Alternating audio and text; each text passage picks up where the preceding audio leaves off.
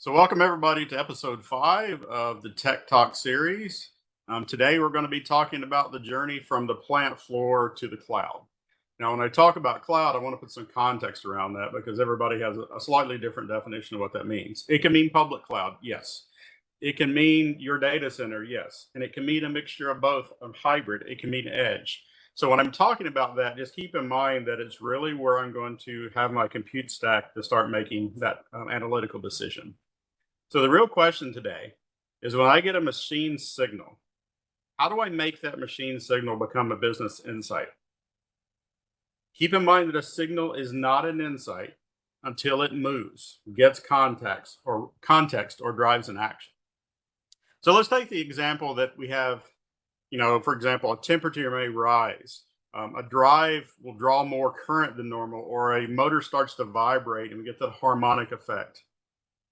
Although an issue, it's not a business insight yet. Not yet, at least. At this point, it's just a machine signal. So how does it become useful information? How does it turn from a piece of data, from an insight, into an alert, into a trend line, into a maintenance decision, or to a business action that I can take action on? So that is the plant floor to cloud journey. And the key idea is really simple. A signal becomes valuable only when it has context and has a path to action. But all this starts at the asset itself. Remember, IoT is having connectivity and information at the operational, at the business level. So it starts at that asset. So we could take a sensor, we could take a PLC, a drive, a robot, or controller, and that device detects something happening in the process, right? But that raw data alone doesn't tell me the whole story. A number without context is still, you guessed it, just a number. So when we get that number and, we may think it's high, but high compared to what, right? Which machine sent the alerts? Which shift? What division? In what operating state was the manufacturing plant? Was it in production? Was it maintenance? All that stuff matters. That context has to come first.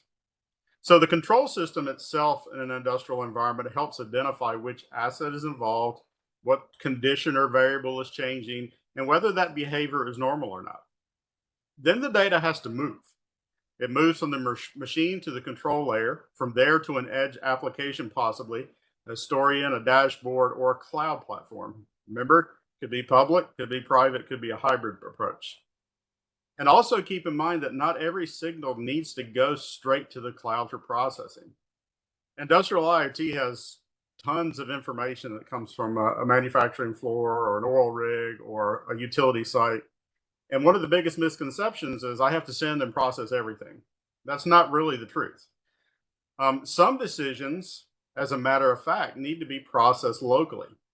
And things that need to have fast action, immediate response, that can't handle latency and need to be real time, that journey kind of shifts, right?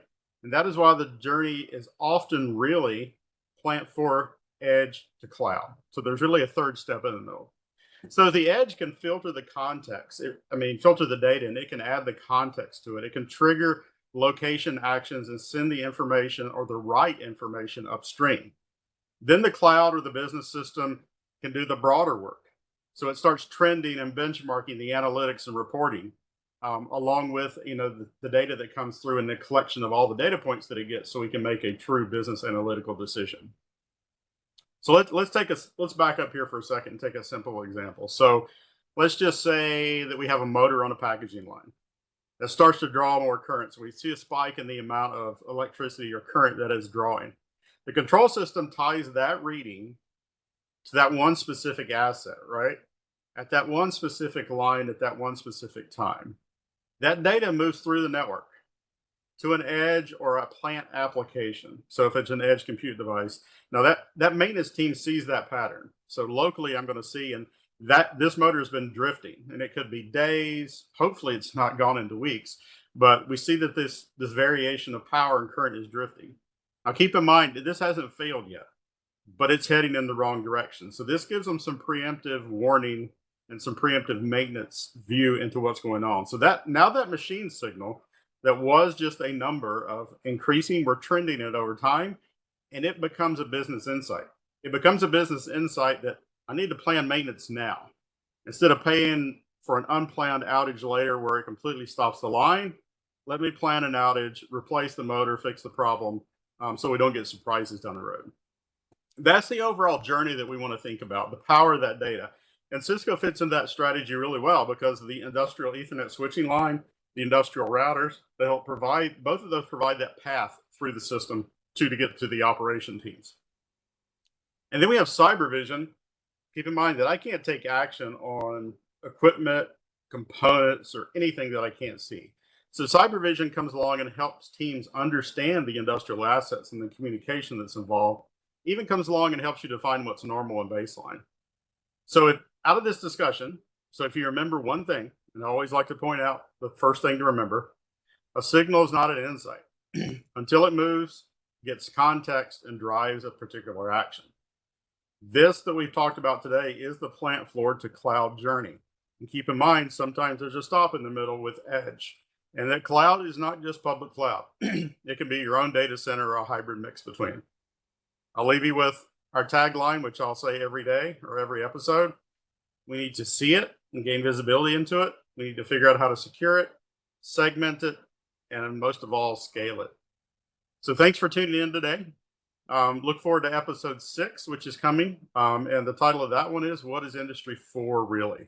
So we're going to dive into what Industry 4.0 really is and what it consumes.